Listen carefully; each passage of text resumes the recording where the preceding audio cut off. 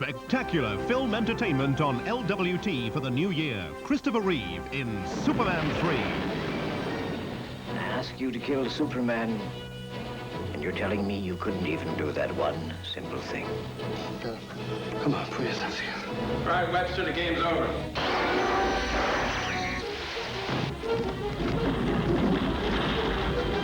Superman 3 on LWT next Saturday at 7. And in a few moments we join John Suchet at ITN for a roundup of the latest news.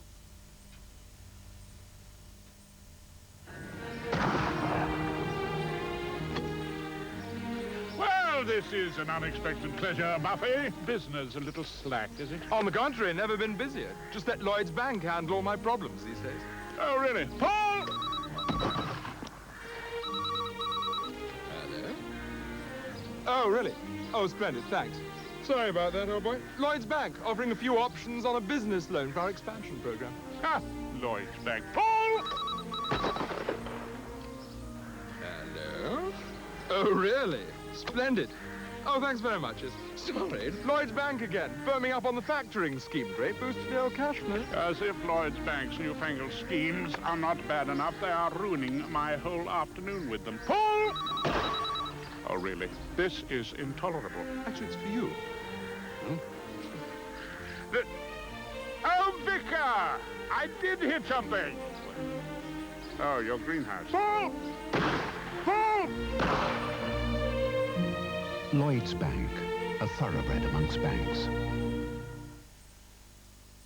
The Texas end-of-year sellout ends 6 p.m. Wednesday. £3 million worth of surplus stock slashed in price. It ends Wednesday at Texas. Be there.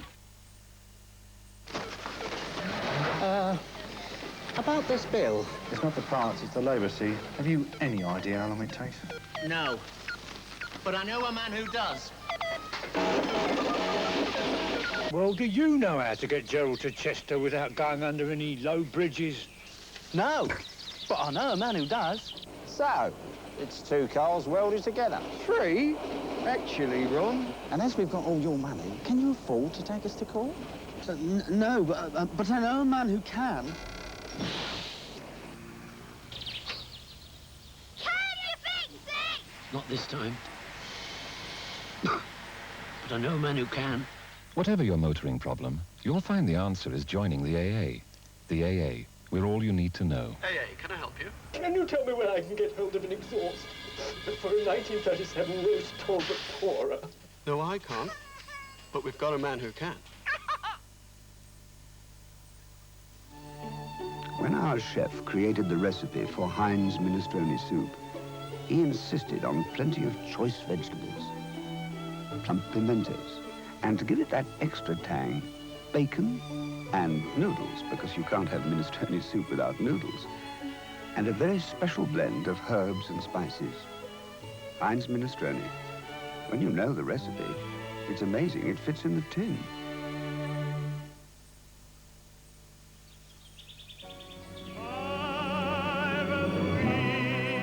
Fiat introduced the new Rigonda.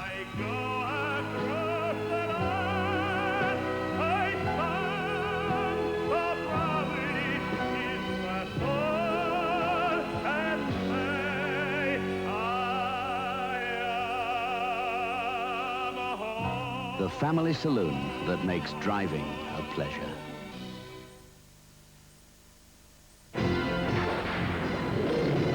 For a strong pils with a smooth taste, seek out the lager of Lamot.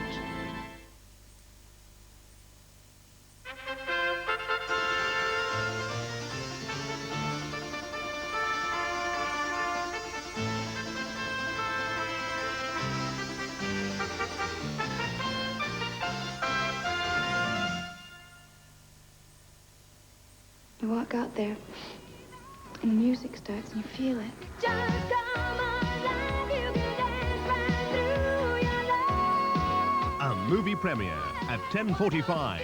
Flashdance.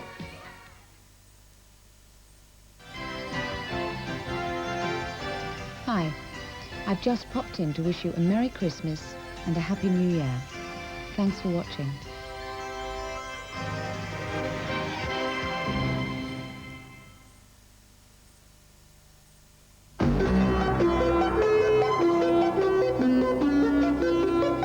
Police believe missing girl is being held captive. Gas blast at ski hotel in Germany kills at least 6. Hundreds demonstrate in London against Soviet occupation of Afghanistan. England on top in the 4th test, the Ashes look secure. Good evening. Police searching for the missing schoolgirl Samantha Ettridge believe she's being held captive. Samantha has twice telephoned her Hertfordshire home since she disappeared. Her parents say she sounded distressed. Police are tonight trying to trace a man who claimed he was a taxi driver when he picked up Samantha and 3 friends from a pub in Cuffley. 2 were dropped off at Goff's Oak and another at Cheshunt, leaving only Samantha in the car. In the first phone call yesterday evening to her home at Cheshunt in Hertfordshire, Samantha said she was all right, she didn't seem distressed, and promised she'd return, but she didn't arrive. And police fears for Samantha's safety grew after a second call she made this morning to a family friend. She sounded distressed, near to tears, and from the change in her demeanour from the previous call, we are forming the impression now that she is being detained against her will, wherever that might be. I just want to say that you know, just say to her, just, you know, hold on and it will turn out all right, and whoever's got Sammy, please will they either leave her somewhere where she can be picked up or bring her home. The driver, assumed to be the kidnapper, had been waiting in this pub car park for some time before picking up Samantha and her 3 friends in his dark metallic blue saloon. This was his last stop before vanishing, and tonight, as the search for the man and his car continued, detectives were asking hotel and guest house owners to check whether Samantha was being held as an unwilling guest. Meanwhile, her parents are hoping she's able to fulfill a promise made by phone this morning to be home safely tonight. Malcolm Brabant, ITN, Cheshunt. In West Germany, an explosion has ripped through a luxury hotel packed with skiers, killing at least 6 people and injuring more than 20 others. The hotel at Garmisch-Partenkirchen in Bavaria was fully booked at the time. The explosion in the 320-bed Riesersee hotel was caused by a faulty natural gas pipeline in the hotel's basement next to a swimming pool and fitness centre. Eyewitnesses said one wing of the hotel was blown into the air. 300 police, firemen and rescue workers are still combing the wreckage for survivors. And in the French ski resort of Les Ors, 36 people were injured, 18 of them seriously, when 2 small cable cars crashed to the ground. Rescuers called in army helicopters to ferry the injured to nearby hospitals. Most suffered broken bones when the cable cars fell 40 feet. Resort officials say the system was only 3 years old and had been passed by safety experts before the start of this year's season. The Foreign Secretary, Sir Geoffrey Howe, has called on the Russians to pull out their troops from Afghanistan. And 7 years after the Soviet invasion, Sir Geoffrey accused Moscow of trying to keep secret the realities of a bitter and repressive war. Hundreds of demonstrators gathered in Hyde Park to pray for Soviet withdrawal from Afghanistan and to listen to an hour of anti-communist speeches. Speakers ranged from a Polish solidarity worker to Muslim fundamentalists. Then a march down the Bayswater Road and past the Soviet embassy. Organisers claimed the demonstration was better attended than in previous years, but it was clear that almost all the protesters were expatriates of Afghanistan and its neighbours. Any Soviets monitoring the march, as it was not allowed near the embassy compound, will have noted that the British public did not take part in any numbers. A small delegation was allowed to deliver a petition, but the majority had to be content with chanting outside and almost out of earshot. David Cass, ITN in West London. The Merchant Navy Officers Union has called for an official inquiry into the loss of the tanker Sinetta off Iceland yesterday. All 12 crew, including 6 Britons, are presumed dead. The ship was British-owned but registered in Gibraltar. As the search continued for the bodies of the 3 missing crewmen, the Icelandic government announced an inquiry into how the Sinetta hit a reef off the Skruder rock. They will be asking first, why did the Sinetta stray off course? The normal shipping route into Eskifjordur would bring her safely clear of the rock. But second, once off course, why did the Sinetta hit Skruder rock? There is a lighthouse nearby intended to warn shipping away from it, and the rock's large enough to give a clear radar signal. A letter found on one crewman's body gives a clue. He said the ship could only go at 5 miles an hour and her autopilot wasn't working. If the autopilot was giving problems, that could be as a result of the gyro compass giving problems, and that in turn would make them unsure of their position.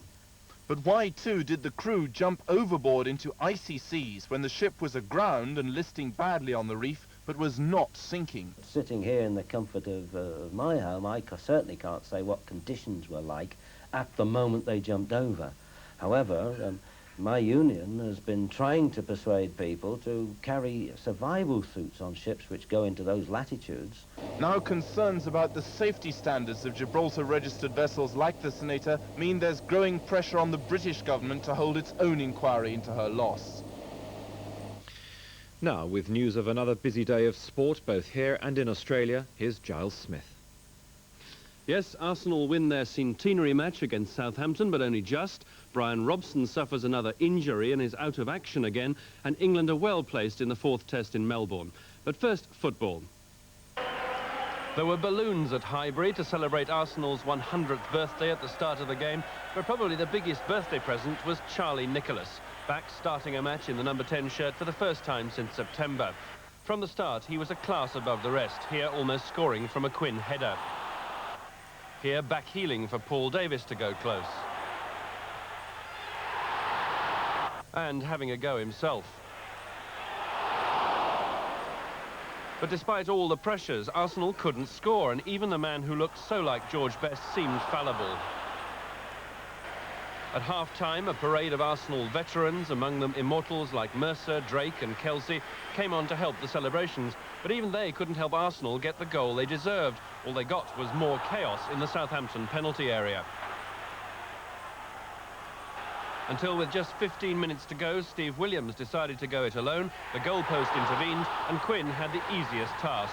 With Nicholas back in the number 10 shirt, Arsenal's championship hopes are well alive. Arsenal 1, Southampton 0. As Manchester United took on Norwich, Brian Robson was moving backwards. Today he was in the back four, but still launching assaults down the middle.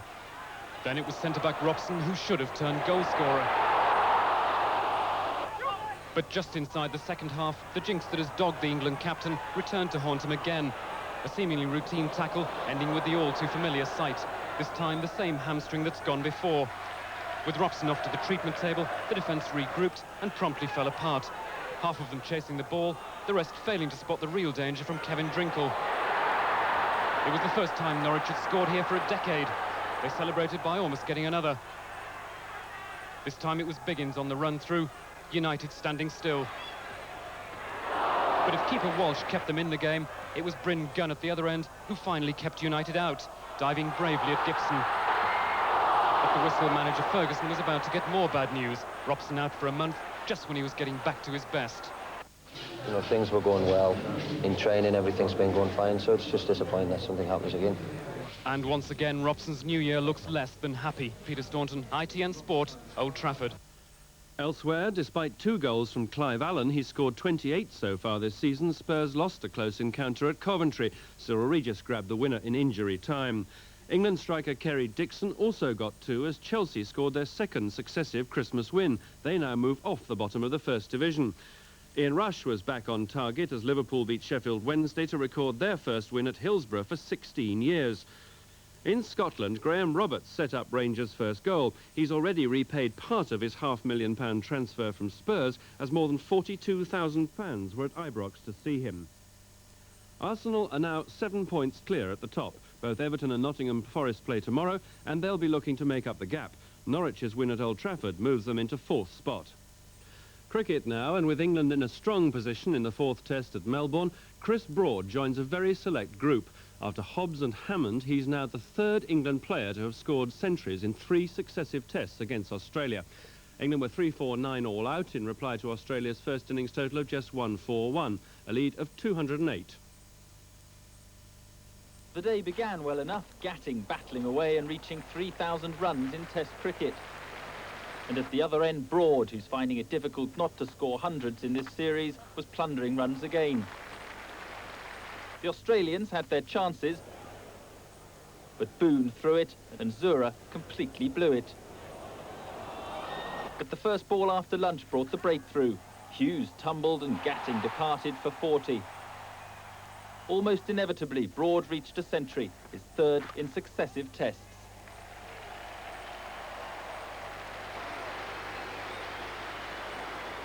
But on 112, Hughes at last found the edge of the Broad bat. His end proved the start of Australia's fight back. The bowlers got stuck in for the first time, sleep forcing Gower into error. And Lamb had made a scratchy 43 before he was put to pasture. The England collapse was halted by a big innings from Small, but in the last over, Edmonds was trapped by McDermott. England were all out, and at last Australia had something to shout about. Mark Austin, ITN Sport, Melbourne. Tennis, Australia went into a 2-1 lead in the Davis Cup in Melbourne, with Cash and Fitzgerald at times brilliantly beating the Swedes Egberg and Jarrett in 4 sets.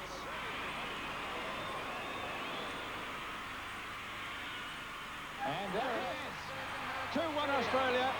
2 singles tomorrow will decide the final. Rugby, a Les Cusworth cross-kick and some lucky bounces saw evergreen Dusty Hare score first for Leicester against the Barbarians.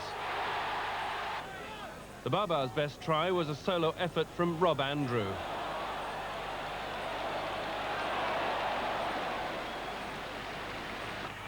And their last, after some crisp passing, saw Ian Harrison almost trotting over to give the visitors a 22-18 win. Finally, yachting, and off Australia, the giant Condor holds a 2-mile lead on the second day of the Sydney to Hobart race, a contest once won by Edward Heath. Tomorrow, though, the really cutthroat stuff starts again, the semi-finals to select the challenger to the Australians in the America's Cup, alas, without Britain's White Crusader. That's today's news. We'll be back tomorrow. Good night.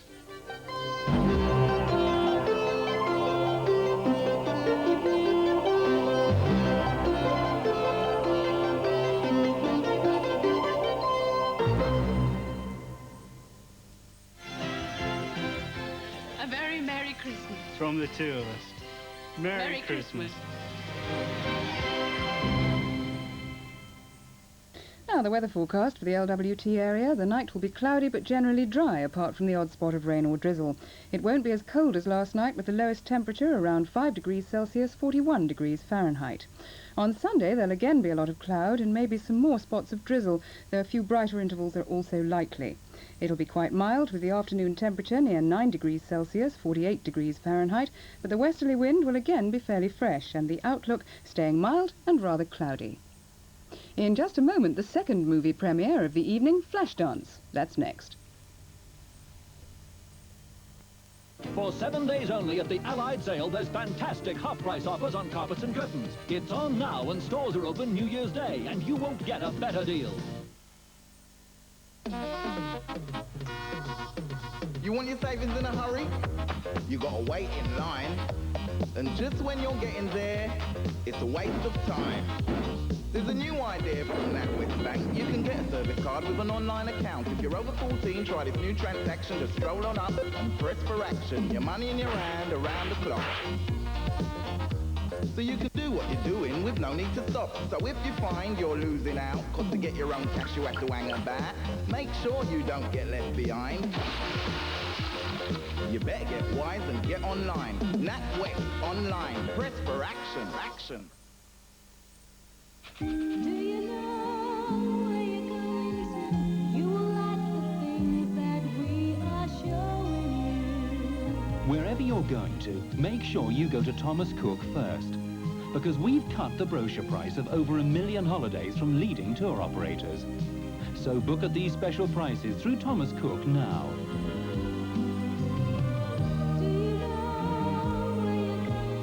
Don't just book it, Thomas Cook it. A Standard Life policy can help you repay your mortgage, and you have the prospect of a handsome additional cash sum. Everybody needs the peace of mind that comes when Standard Life looks after your money and your future. Standard Life, for all of your life. 1986. Peugeot announced the new 205 1.9 GTI, the latest and most exciting version of a car already voted best small car in the world and winner of the World Rally Championship for the second year in succession. 1986 also saw the launch of the Peugeot 309, the first Peugeot ever to be built in Britain. From launch, it sells even faster than the 205. September, the latest 309, the diesel. In a 24-hour test, this remarkable car establishes no less than 27 national performance and endurance records. 1987, we've only just begun. Peugeot, the lion goes from strength to strength.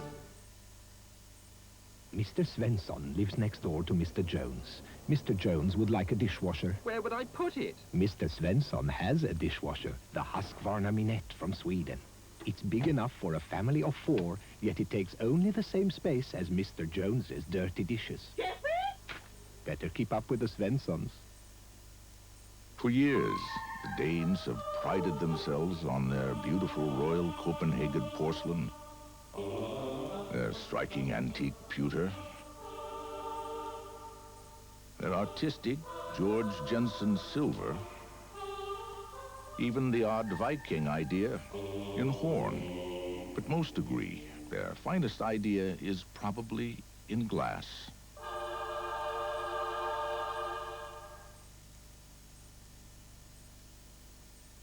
Good evening, the LWT News headlines.